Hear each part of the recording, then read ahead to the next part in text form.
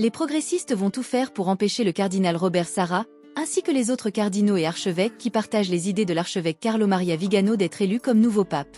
Pour rappel, Monseigneur Vigano a été excommunié en juillet 2024 en raison du refus de reconnaître l'autorité du pape François et pour schisme, après des positions radicales contre le pape, les vaccins Covid-19, dénonce un abus sexuel sur mineurs ainsi que son soutien aux théories conspirationnistes. Bientôt, des pratiques comme l'exorcisme et des croyances sur les anges pourraient être considérées comme des théories complotistes. L'élection papale est souvent une période de grande tension politique, où les intérêts de divers groupes sont en jeu. Les discussions autour de la nomination d'un nouveau pape sont particulièrement ferventes, surtout lorsque la possibilité d'un pape très conservateur entre en jeu. On peut spéculer sur les raisons pour lesquelles certains dirigeants politiques européens, dont Macron, pourraient être préoccupés par l'élection d'un pape très conservateur comme le cardinal Sarra. Opposition à l'immigration massive, rejet du progressisme sociétal, influence géopolitique.